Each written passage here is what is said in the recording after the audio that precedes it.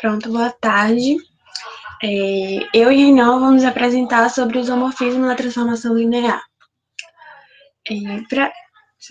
Para isso, falando rapidamente sobre transformação linear, na verdade é como se fosse uma função, né? Você sai de um conjunto e vai para outro, de um espaço e vai para outro.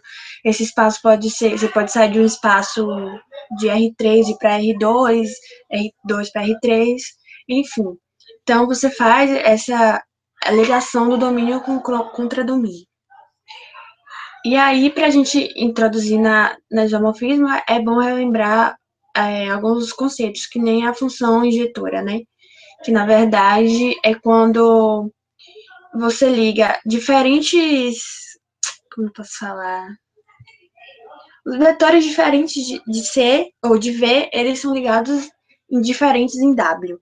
Ou seja, o X1, por exemplo, ele vai ser ligado ele está sendo ligado em Y1. X2 está em Y2, não está em Y1 também. Se tivesse, não poderia ser uma função injetora. Já na função sobrejetora, é quando um valor do domínio dois valores do domínio podem ser ligados no mesmo valor do contradomínio. Então, quando isso acontece, a gente diz que é uma função sobrejetora. A gente vê isso aí pelo diagrama, né? Já a função bijetora é quando é injetora e sobrejetora ao mesmo tempo. Então, todos os valores do domínio vão ser ligados em um valor específico, um valor diferente no contradomínio. Nesse caso, é chamado de bijetora. Pode ir lá, Renan.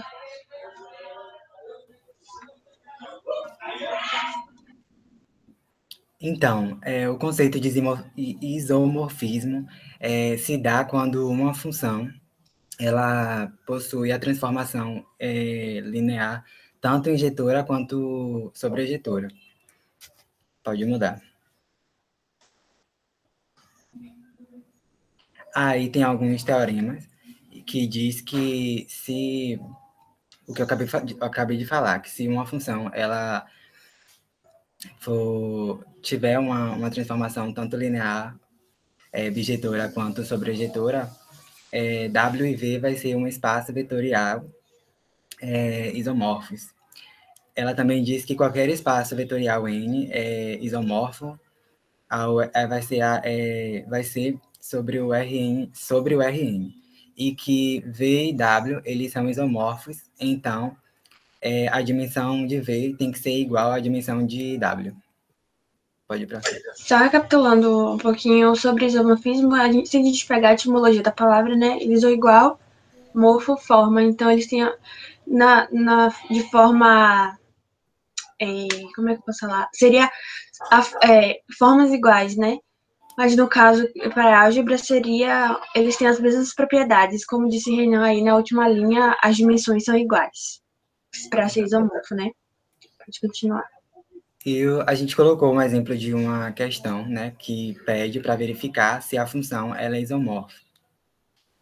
E então a gente seguiu na resolução 2 passos, que era para verificar se a função ela é injetora e sobrejetora, porque para ser um isomorfo, ela precisa dessas duas transformações.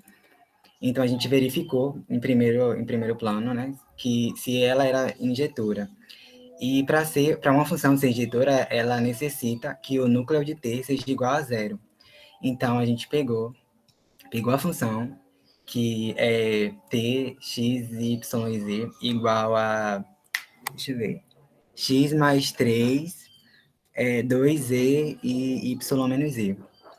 Igualou essa função a zero, gerou um sistema linear, e ao resolver esse sistema linear, a resposta foi que x é igual a y, que é igual a z e que é igual a zero. Então, logo, esse núcleo de t ele é igual a zero, sendo então uma função injetora. Em segundo plano, a gente verificou se essa função, além de injetora, ela é sobrejetora. E para a gente verificar, e para que essa função ela fosse, né, sobrejetora, é necessário que a dimensão de T seja igual à soma da dimensão do núcleo de T e a dimensão da imagem. Então, aí a gente verificou e viu que a dimensão de T é R3. O núcleo, como a gente viu no resultado passado, o núcleo é igual a zero e a imagem é R3. Então, a calcular, depois que a gente calculou, a gente encontrou que a dimensão de T é 3 e essa soma da dimensão do núcleo de T com a imagem também é 3. Então, 3 é igual a 3, que confirmou que essa função ela é sobrejetora. Então, ela é tanto injetora quanto sobrejetora. Logo, ela é uma função isomorfa. Pode passar. De início, a gente estava pensando em gerar um gráfico, né, lá no GeoGebra, só que acabou que a gente não conseguiu.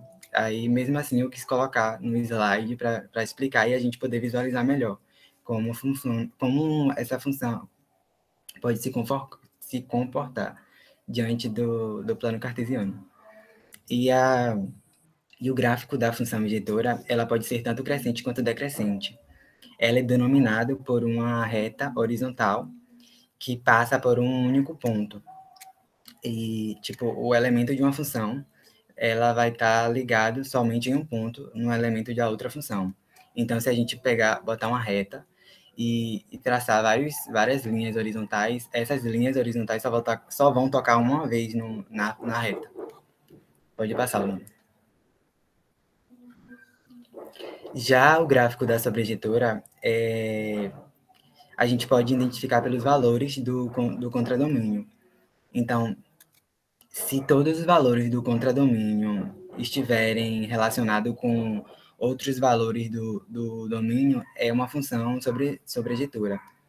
Ou seja, para ser uma função sobrejetora não pode sobrar valores, como tem aí no gráfico da direita. Ela sobrou valores, então logo ela não é uma função sobrejetora. Então, a gente, pelo gráfico, já pode identificar quando é uma função sobrejetora e injetora. Pode passar, Luana.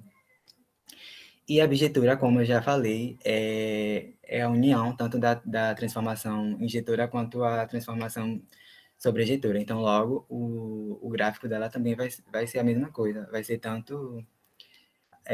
o gráfico vai ser tanto injetora quanto sobrejetora. Como assim? A gente vai verificar se tal gráfico ela é injetora. E se ela for injetora, a gente, ok. Aí depois a gente verifica se ela pode ser também sobrejetora. Aí se ela assumir esses dois requisitos, ela logo é classificada como uma função bijetora. Pronto. A gente queria fazer essa demonstração, só que a gente não conseguiu, professor. Aí por isso eu adicionei os gráficos para que a gente pudesse observar, né, melhor. Mas aí, no caso, eu vi que um CEO postou. Boa tarde, eu sou Luana, esse é Renan, e nós vamos apresentar agora sobre o isomorfismo da transformação linear. Bom, recapitulando rapidamente sobre a transformação linear, né? É um tipo especial de uma função entre dois espaços vetoriais, onde é preservado as operações de adição vetorial e multiplicação escalar. Então, ela faz a ligação do domínio com o contradomínio. Trazendo o conceito de função injetora, se eu for fazer a transformação linear de V em W, onde eu tenho o conjunto A, todos os elementos do conjunto A vão se transformar nos elementos do conjunto B, sendo cada elemento do conjunto A vai se transformar em um elemento distinto do conjunto B. Então, a gente pode considerar que é uma função injetora, como vocês podem ver aqui no diagrama. Já a função sobrejetora, fazendo a transformação linear de V e W, todos os elementos do conjunto A vão se ligar em pelo menos um elemento do conjunto B. Então, a função vai ser sobrejetora quando se qualquer vetor de W for em mais de pelo menos um vetor de V, certo? Por final, a função bijetora é quando a função é injetora e sobrejetora ao mesmo tempo. Ou seja, todos os elementos de A vão se ligar a pelo menos um elemento de B, considerando uma função sobrejetora, e todos os elementos de A se ligam em elementos distintos do conjunto B. Então, ela é injetora também. Então, nós concluímos que é uma função bijetora.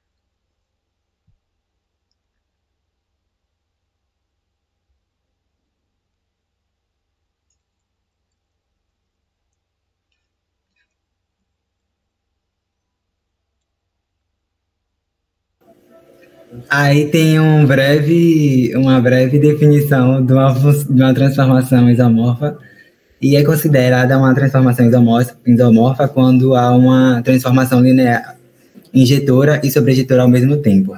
Então, nesse tipo de caso, esses espaços que têm essa transformação, que possuem essas duas transformações ao mesmo tempo, eles são chamados de espaços isomorfos, que eles podem ter a mesma dimensão, né, mas não necessariamente o mesmo espaço.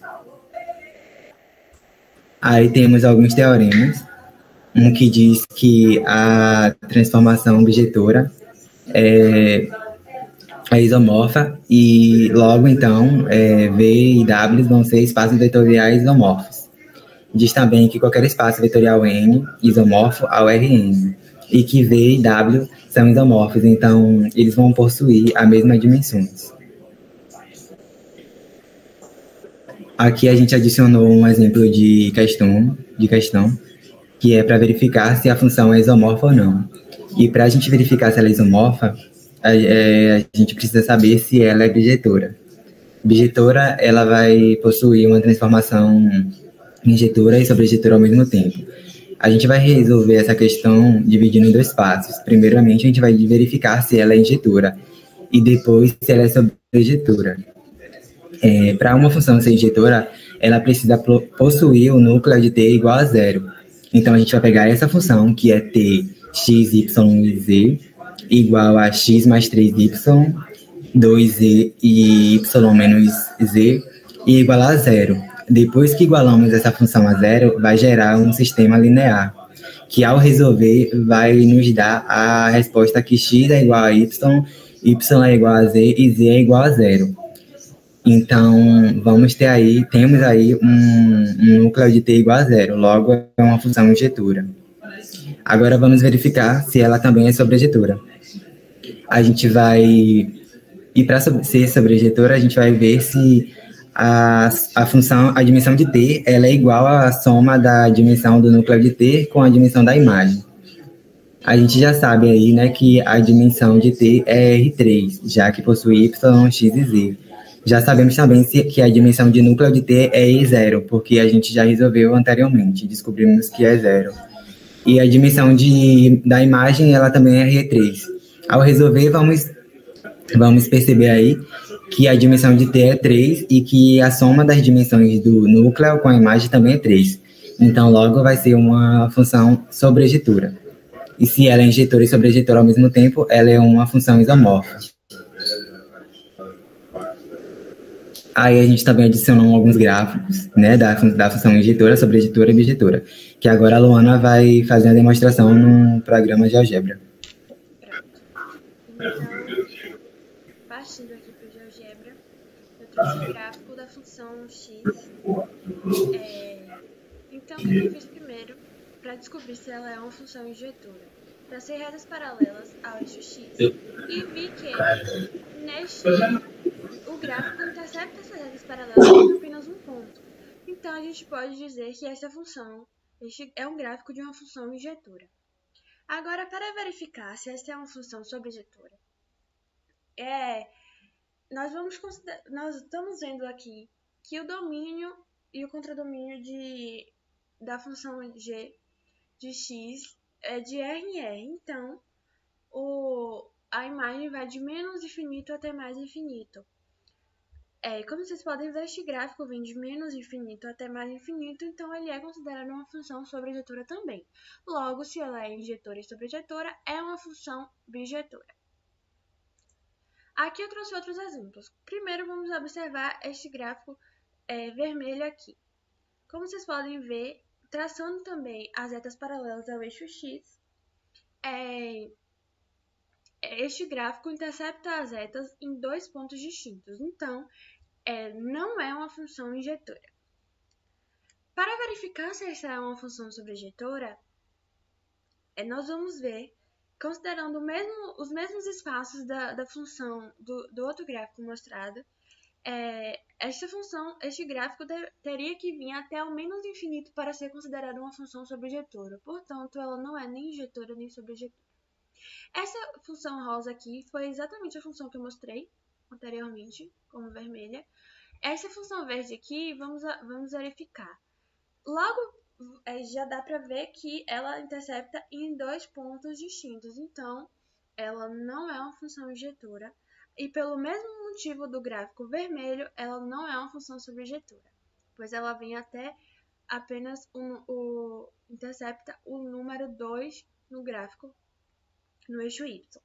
Já esta função azul, ela intercepta as retas paralelas em apenas um ponto, então ela é considerada uma função injetora. E ela vem de menos infinito e vai até mais infinito, então ela é uma função sobrejetora também, logo também é uma função bijetora.